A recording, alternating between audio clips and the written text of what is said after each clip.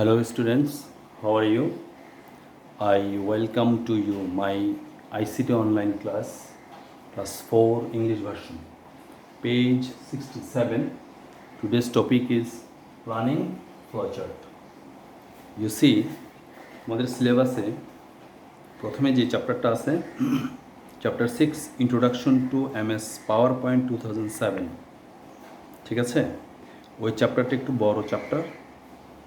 আমি মনে করেছি এরপরে যে চ্যাপ্টারটা আছে আগে সেটা কমপ্লিট করে দেন আমরা এই চ্যাপ্টারে যাব। ওকে, তো ওই চ্যাপ্টারটার জন্য একটু বেশি ক্লাস নিতে হবে, এই জন্য এটা আমি আগে একটু শেষ করি। এটা হচ্ছে যে এই চ্যাপ্টারটা বেশি দিন লাগবে না, 2-3টা ক্লাসে শেষ হয়ে যাবে, এরপর আমরা ওই চ্যাপ্টারটা ধরব। ওকে, তাহলে now let's go to class. আমরা এখন ক্লাস শুরু করব। Chapter 7, planning flowcharts. What is planning, what is flowchart, সেটা সম্পর্কে জানবো।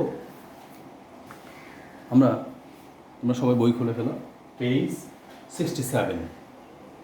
পেজ 67, বইটা পেজটা সবাই খোলো। এই পেজ 67। আচ্ছা, আরেকটা কথা বলে রাখি, তোমাদের বার্ষিক পরীক্ষার সিলেবাসের ক্লাস কিন্তু আজকে থেকে শুরু হচ্ছে, ঠিক আছে? তাহলে আমি একটু পূর্বে বলেছি, তোমাদের বার্ষিক পরীক্ষার সিলেবাসের প্রথম হচ্ছে যে MS PowerPoint, দ্বিতীয়ত হচ্ছে যে প্ল্যানিং অ্যান্ড ফ্লোচার্ট, এরপর আরও 2-3টা আছে। তো আমরা আগে প্ল্যানিং অ্যান্ড ফ্লোচার্টটা শুরু করছি, তারপরে আমরা MS PowerPointটা করব। Okay, page 67, planning flowcharts, lesson objectives. At the end of this lesson, a student should be able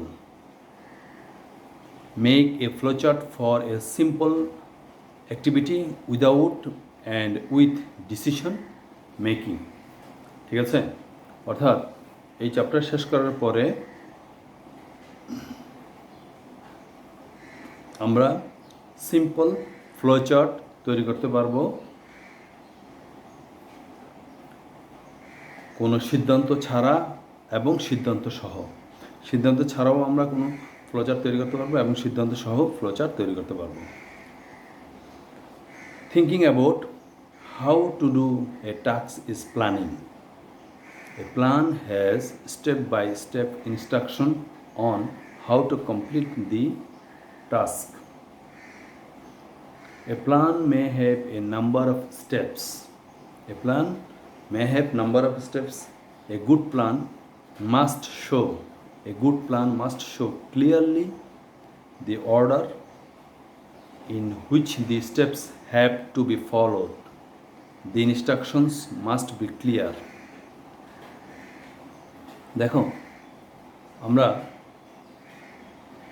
সব কিছুর একটা প্ল্যান আছে। কখনো আমরা কিন্তু সব কাজই প্ল্যান করে করি। কখনো প্ল্যানগুলো হয় খুব ছোট, কখনো প্ল্যানগুলো হয় বড়, কখনো প্ল্যানগুলো লিখিত আকারে হয়, আবার কখনো অটোমেটিক আমরা মাথার মধ্যে চিন্তা করে ফেলি। যেমন আমরা সকালবেলা ঘুম থেকে উঠে বিছনা থেকে নেমেই আমরা দৌড় দিয়ে স্কুলে চলে যাই না, নিশ্চয়ই যাই না। আমরা ঘুম থেকে উঠে প্রথমে ব্রাশ করি, তারপরে আমরা হাত মুখ ধুই, নাস্তা খাই, দেন প্রিপারেশনে ড্রেস আপ করি, বইপত্র গুছিয়ে দেন স্কুলের জন্য রওনা হই।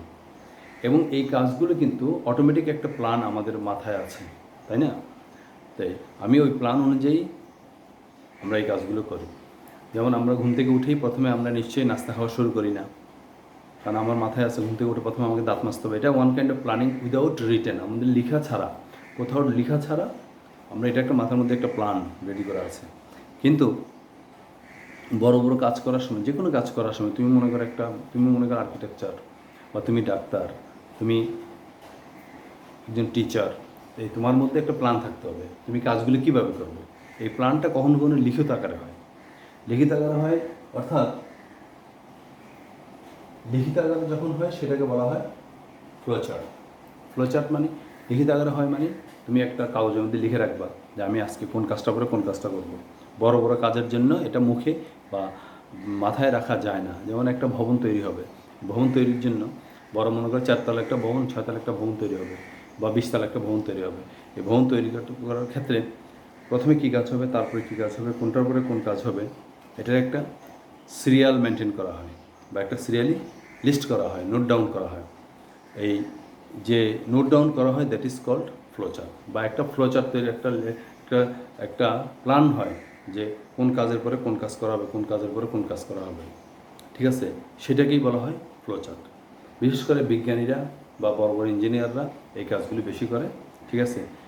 এই জন্যই করে যেহেতু কাজটা সুন্দরভাবে সুচারুরূপে সম্পন্ন হয়। দেখা যাবে যে তুমি কোনো একটা কাজ করতে গেলে কোনটা আগে করতে হবে কোনটা পরে করতে হবে সেটা লিখিত আকারে থাকলে কাজটা সুন্দরভাবে সম্পন্ন হবে। এই লিখিত আকারের রূপটাকে বলা হয় flowchart.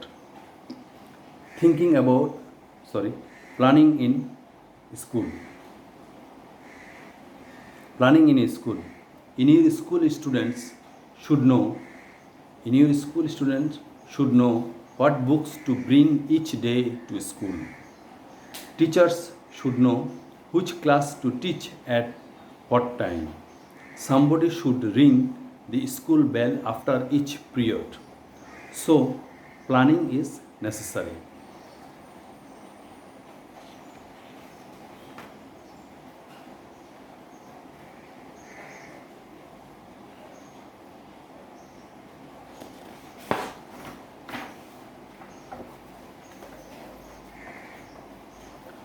The timetable. The plan according to which the school runs is the timetable. The timetable divides each day into periods. স্কুলের টাইম টেবলটা কি প্রত্যেক দিন অনুযায়ী একটা ভাগ করা থাকে। The timetable divides each day into periods. The school office people then know when to ring the bell. স্কুলের অফিস বিভাগ জানে কখন স্কুলের ঘন্টা পড়বে। It gives the name of the subjects to be taught in each class in each period.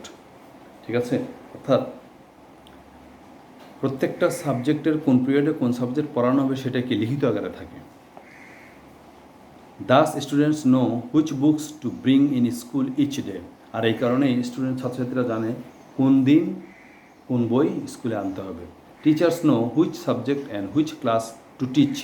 এবং শিক্ষকরা জানে কোন ক্লাসে কোন সাবজেক্ট পড়াতে হবে ইন ইচ পিরিয়ড, প্রত্যেক পিরিয়ডে। What do you think will happen if the timetable is not planned properly?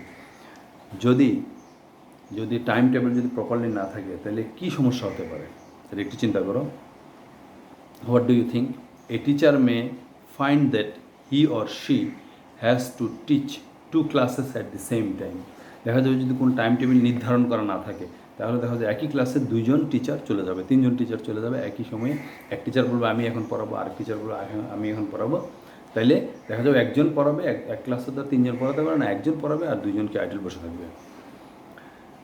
Or you may find 2 teachers trying to teach your different subjects in the same period. There will be confusion. Lost of time will be wasted. তখন কি অনেক সময় কি lost হবে। So flowchart, তাহলে এবার আসো flowchart. A plan can be made in English by written down all the steps. Another way is to make a pictorial plan. What is flowchart? A plan can be made in English by writing down all the steps. Another way is to make a pictorial plan. দেখো ওই flowchart by plan আছে বলেই একটা student তার routine দেখে সে বইগুলো নিয়ে যাচ্ছে, সে সব বই নিয়ে যাচ্ছে না, রুটিন দেখে বই নিয়ে যাচ্ছে। এখন a plan should always have a starting point and end point. একজন স্টুডেন্ট অথবা একজন যেমন মনে করে যে একটা স্টুডেন্ট বা একটা ছেলে একটা বার্থডে পার্টিতে যাবে, সে বার্থডে পার্টিতে যাওয়ার জন্য নিশ্চয়ই সে হঠাৎ করে হাঁটা শুরু করবে না, একটা প্ল্যান নিবে। কীভাবে নিবে?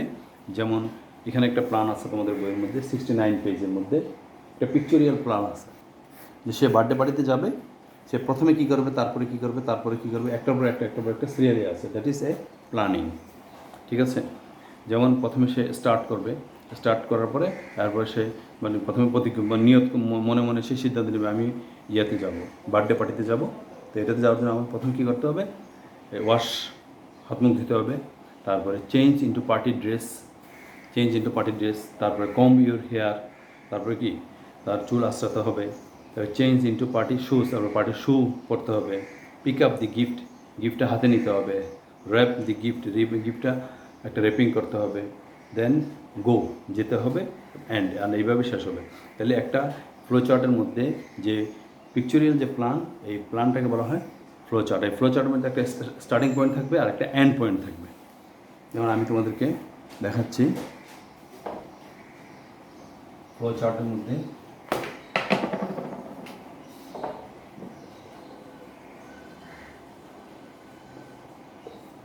যেমন স্টার্ট,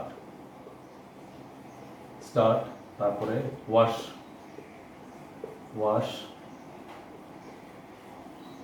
তারপর হচ্ছে যে change into party dress, change into party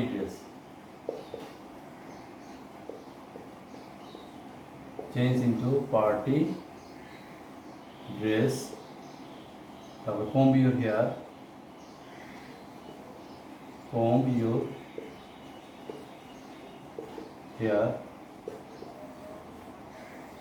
hair, তারপরে change into party shoe, change your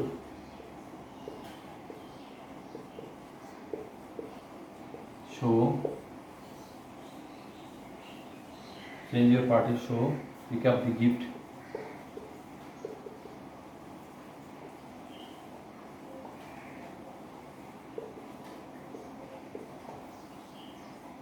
wrap the gift, wrap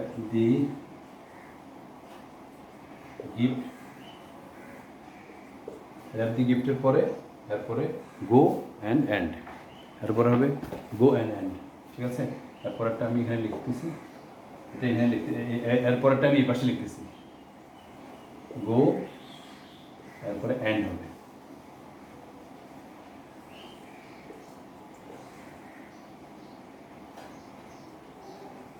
একটা জিনিস খেয়াল করতে হবে, এন্ডিং অ্যান্ড স্টার্টিং পয়েন্টের ফ্লো চার্টের মধ্যে এন্ডিং অ্যান্ড স্টার্টিং পয়েন্টের নাম দুইটা গোল হবে। ঠিক আছে, আর বাকিগুলো বক্স আকারে হবে। ঠিক আছে, তাহলে এই আমি যতটুকু দেখালাম, এই যে এই কি বার্থডে পার্টিতে যাওয়ার জন্য এই ফ্লো চার্টটা হচ্ছে বার্থডে পার্টিতে যাওয়ার জন্য। পেজ নাও 69। তোমরা এই ফ্লো চার্টটা খাতায় একটু লিখে ফেলবা, গো ফর এ বার্থডে পার্টির ফ্লো চার্ট। ঠিক আছে, অর্থাৎ প্ল্যানের একটা চিত্র। ঠিক আছে, তাহলে আজ এই পর্যন্ত। এটা বাসায় একটু লিখে ফেলতে হবে, পরীক্ষায় আসতে পারে। Okay, thank you. দেখা হবে নেক্সট অনলাইন ক্লাসে। সেই পর্যন্ত stay home, stay safe. Thank you all.